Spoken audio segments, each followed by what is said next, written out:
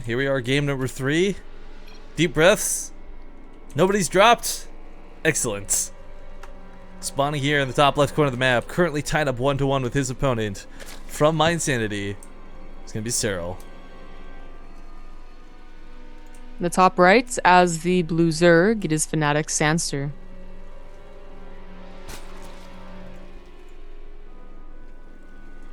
So, I think it's hard to gauge. Zanster has played two wildly opposite sides of the spectrum when it comes to ZVZ. And in most other situations, it's kind of like, you know, you can predict what your opponent's going to do going to game 3. Observers can usually kind of get a good feel for it too. You take a random stab in the dark and usually it's pretty close.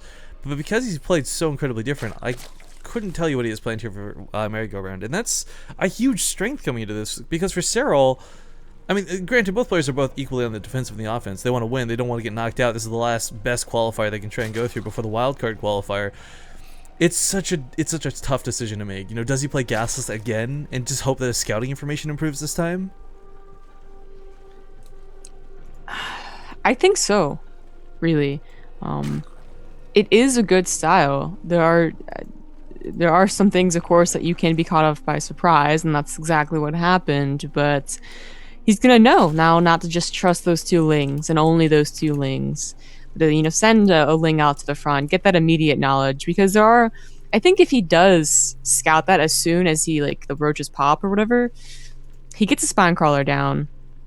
He gets 2 spine crawlers, probably 3 spine crawlers down or something like that. Well, yeah, I mean, it's silly, but what holds off that attack from Zanster is just having 3 or 4 spine crawlers to counter the roaches.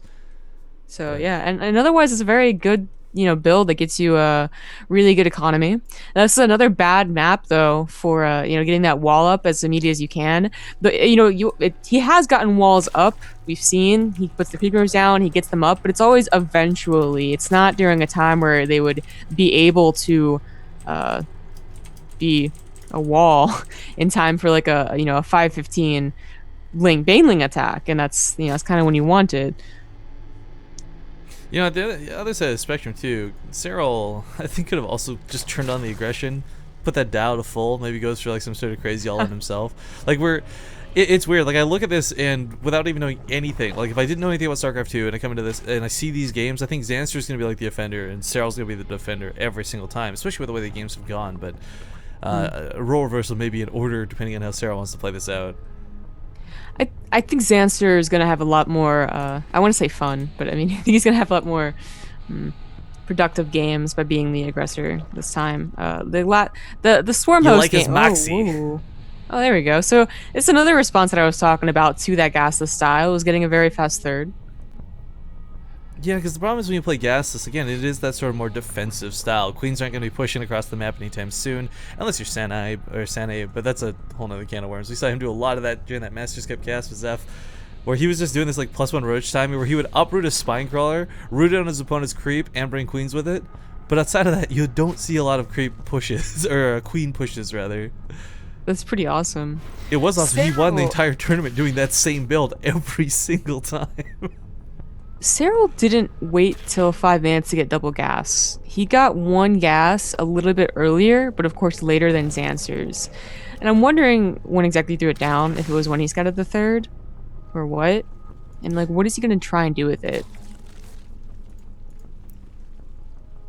Well, speed on the way here for Zanster. No Rocheworn slam down yet, so just waiting to focus on that third.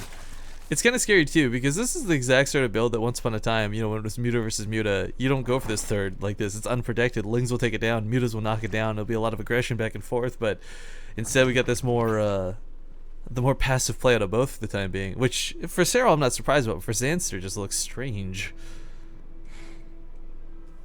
I think this game is just about Serral being himself and Zanster reacting to Serral.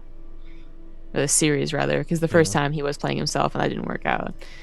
And, well, we'll see what happens. Serral goes for his own relatively fast third. He's also getting a Baneling nest. He knows that holding this third would probably be impossible even if he did go, like, get roaches, you know, which you normally do with gas as you go up straight up to roaches. Because small amounts of roaches, we always say this, they do get overrun, and that's quite a long ways to the third, where there's a lot of opportunity for roaches to get surrounded. Yeah, both players cutting drones at this point, too, for the last 2 larva injects, so lots of links going to be available. And that's where the Baneling Nest really comes into shine. Unless Serral's got like awful control and Zanster's got God mode control, you know, trade one Baneling for one Zergling every single time. Serral should have the upper hand here, especially with that Baneling Nest completing, but he can't quite utilize it yet. His speed's still not quite finished. His Queen, what? He's abandoning the Queen. Fight with the Queen. Okay, the Queen's gonna live. I don't know. Okay. I think he was really worried about trying to get those Banelings out, but this to retreat like that seemed a little bit preemptive. Zergling count is kind of dwindling. It's 30 to 16. I mean, Serral's pulled a couple workers in this. The Queen's going to add a little bit DPS, but it's really, really low, and he hasn't found time to morph in 2 Banelings behind this. Normally, you segment 2 off to the side. You try and get those in, sneak them in while the fight's going on, but unfortunately... there we go. Now 2 Banelings started up. Defender's advantage finally kicking in. 32 links still over 18. So many more available for Zanster, but they're not on this side of the half of the map. And I can't believe that Queen of the Third lives. I can't believe the Queen of the Natural lives. Oh wait, no, it died. Never mind. No, it didn't. It looked like it was going to. It looked flipping immortal, but no, it does go down. Serral has to still worry. If you can get Baneling, okay, if you can get a Baneling hit, the counterattack could be powerful because again, Zanster, he's going into roaches, but there's just not a lot of roaches quite yet. Serral also going for his own Roach Warren, recognizing this can't last forever. Oh, the problem with the Banelings too, they're really slow and not on creeps. There's no way to get back here in time to deal with this. Waddle, waddle, waddle. Yeah, pretty much. These guys waddle for your lives. Save the Queen. Queen's already gone down in the hatchery. Oh, almost gets a God mode Baneling hit off. Meanwhile, attack on the other side of the map, like we pointed out before, as you said, roaches in small amounts that get surrounded, they don't fare too well versus these Zerglings, but the defender's advantage should provide just enough for Zanster to hold this off. Meanwhile, it looks like Serral will also protect his third for the time being, but ooh, pretty nice hits. More Banelings coming in. Zanster's got to be careful. More Banelings going off on these Zerglings. Oh, there is a big problem though. Serral down so much in supply. Down, especially ahead in drone. Just can't get that army count up where Zanster is getting inflated because of those roaches. Yeah. And he's continuing to make a lot of links behind this too. It's so key that Serral keeps that third. He keeps that third. He's definitely in this game. The game goes on. If that third has fallen, Zanster's in such a good position. While this goes on, links go past this, go to the main, or the natural. The unfortunately roach situation is going to allow him to focus fire down the Banelings. Can't connect to those Zerglings. Zanster's army supply does outshine that of Serral's, and let's not forget Serral doesn't have the Queen of the Natural. No defender's help here.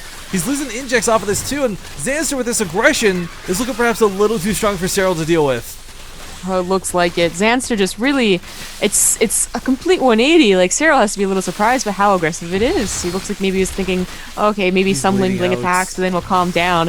And Zanster never calmed down. 15 roaches to 6. The Zergling count's kind of diminished as well. Serral doesn't even have Banelings to throw into these roaches, but it looks like Zanster's going to wait till his reinforcements get here to really go for the death kill, the death blow. That's all he has to do is wait for it. Serral will have roach speed, but that's not really going to help him. No, not on creep especially, but I mean, it's... The point is, like, what are you going to do? Like, run away? No, he'll just go for the hatchery, or the lair, or the queens, or the drones. Like, Zanster can force fights with his positioning, but still going to disengage off this, and Serral chasing off a creep. He's already in such a desperate situation. Seems crazy. That's the only position where having roach speed ahead of your opponent works out, is when you know you can chase and start picking up those units, but Zanster still has the overwhelming roach count. He just has to stop and attack, and Serral cannot chase. Queen pops out to put an inject down, but perhaps a little bit needlessly. Ling's going to be trying to surround these roaches. For Zanster, though, he knows he can't run too far away. He's seen the speed. So segmenting off low amounts of units like this for Serral is the best way for him to take these engagements. The army supply is starting to even up, but it's still not in a situation where, even with the defender's advantage, Serral can't quite pull ahead. Oh, I think this is it for Serral. He looked so promising that first game. If the drone count was reversed, maybe Serral holds this, right? But unfortunately, Zanster's ahead in drones. He's going to take the third down as well with these Lings. One roach attack's way too slow, but maybe actually he'll clean it up. Okay. No, but here comes the roaches, yeah. And without that third, Serral loses so much production out of this. His economy in the gutter. He can try and macro out of this if he wants to, but the reality is Zanster's going to be ahead from here to the end of the game, no matter what happens. Well, Serral has to try and stay in this game. It's his, it's his last reasonable shot, but maybe not even. Some people do get past those wild cards.